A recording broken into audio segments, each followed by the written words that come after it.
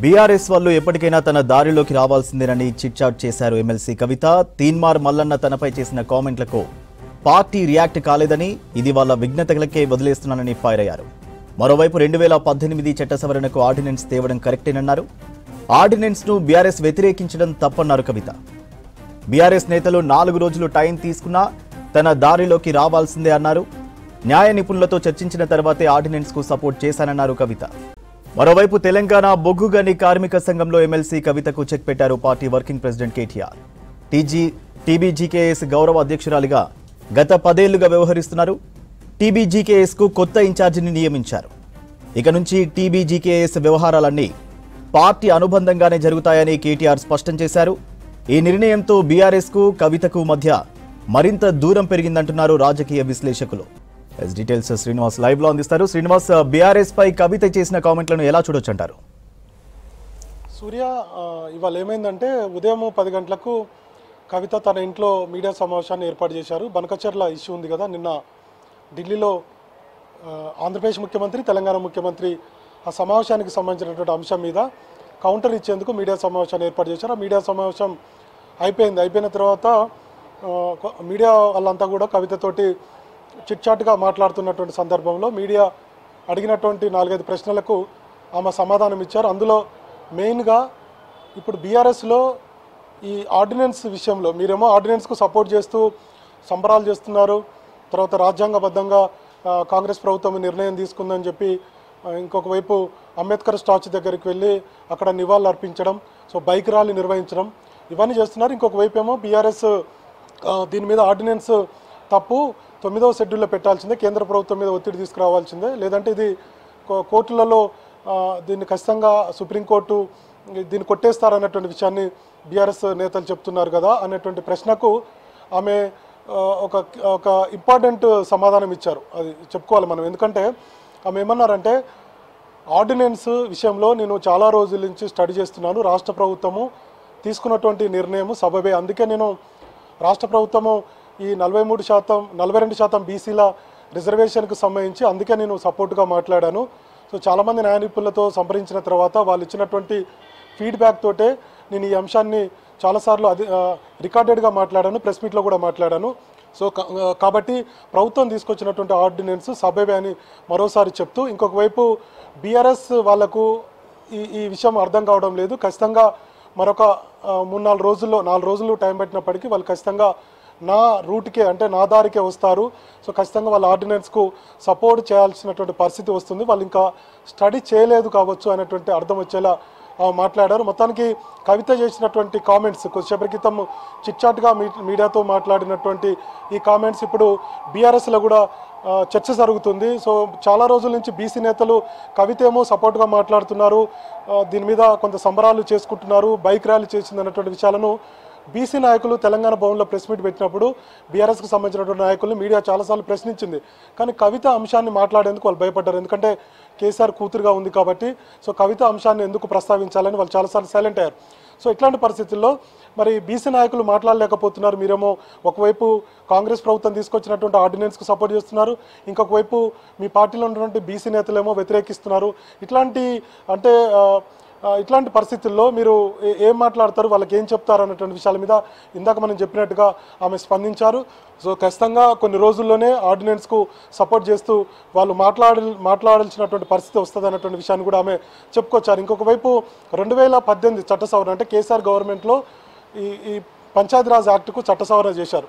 So ఈ చట్ట సవరణ చేయడము కాంగ్రెస్ ప్రభుత్వం కరెక్ట్ అయినటువంటి అభిప్రాయం చెప్పారు. ఎందుకంటే ఇప్పటికే ఈ బీసీ 42% స్థానిక సంస్థల రిజర్వేషన్కి సంబంధించి రాష్ట్ర ప్రభుత్వం గవర్నర్ పంపింది, గవర్నర్ సంతకం చేస్తే అది ఇంప్లిమెంటేషన్ అయ్యేటువంటి అవకాశం ఉంటుంది. కాబట్టి సో పూర్తి స్థాయిలో నేను సపోర్ట్ చేస్తున్నాను, కాంగ్రెస్ ప్రభుత్వం తీసుకొచ్చినటువంటి ఈ ఆర్డినెన్స్ కరెక్ట్ అయినటువంటి అభిప్రాయాన్ని మరొకసారి ఆమె చాలా కుండబద్దలు కొట్టినట్టుగా చెప్పారు. సో ఇంకొక వైపు బీఆర్ఎస్ దీని మీద ఎట్లా రియాక్ట్ అవుతుందో చూడాలి. ఎందుకంటే ఆమె చిట్చాట్లో ఈ అంశాన్ని ప్రస్తావించారు. ఇప్పుడు పెద్ద ఎత్తున అటు ఎలక్ట్రానిక్ మీడియాలోనూ రేపు ప్రింట్ మీడియాలో కూడా ఈ అంశం కూడా ఖచ్చితంగా వార్తలు వస్తాయి. కాబట్టి బీఆర్ఎస్లో చర్చ అయితే జరుగుతుంది.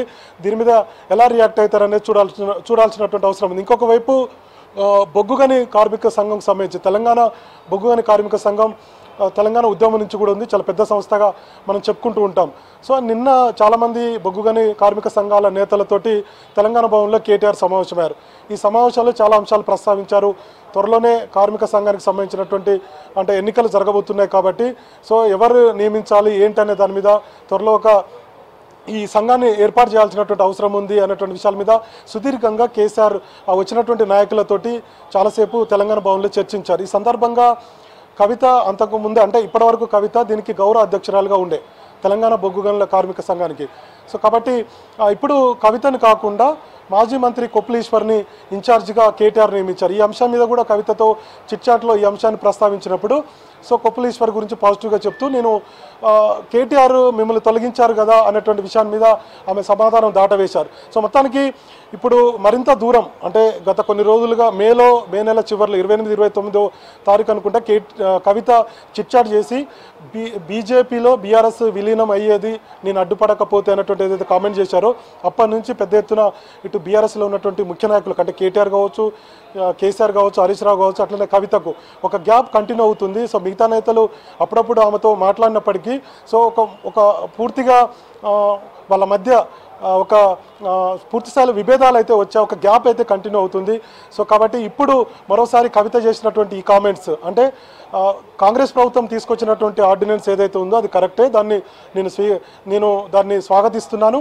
తొందరలోనే బీఆర్ఎస్ కూడా ఈ ఆర్డినెన్స్కు సపోర్ట్ చేస్తూ మాట్లాడాల్సినటువంటి పరిస్థితి రాబోతుంది. అది కాకపోతే ఒక 4 రోజుల 5 రోజుల ఎప్పుడైనా ఒకరోజు ఖచ్చితంగా వాళ్ళు సపోర్ట్ చేస్తూ మాట్లాడాల్సిందే అనేటువంటి ఏదైతే కామెంట్స్ ఉన్నాయో ఈ కామెంట్స్ను ఎట్లా బీఆర్ఎస్ వర్కింగ్ ప్రెసిడెంట్ కేటీఆర్ కానీ, హరీష్ రావు కానీ, లేదంటే కేసీఆర్ కానీ ఎట్లా తీసుకుంటారనేది చూడాలి. ఎందుకంటే ఇప్పటికే బీఆర్ఎస్ కేడర్లో ఒక చర్చ జరుగుతుంది. ఒకవైపు కవిత కార్యక్రమాలు చేసుకుంటూ వెళ్తున్నారు, పార్టీ లైన్ దాటి కూడా కార్యక్రమాలు చేశారనేది పార్టీలో ఉన్నటువంటి చర్చ. ఇంకొక వైపు బీఆర్ఎస్ ఏమో ఆర్డినెన్స్ వ్యతిరేకిస్తూ 9వ షెడ్యూల్లో పెట్టాలి, కేంద్ర ప్రభుత్వం మీద ఒత్తిడి తీసుకురావాలి, భవిష్యత్తులో ఇది సుప్రీంకోర్టులో కొట్టివేసేటువంటి అవకాశం ఉంది. బీసీ రిజర్వేషన్కి సంబంధించి స్థానిక సంస్థల ఎన్నికల్లో బీసీల రిజర్వేషన్కి సంబంధించినటువంటి అంశమని ఒకవైపు వీళ్ళు చెప్పుకుంటూ వస్తున్నారు.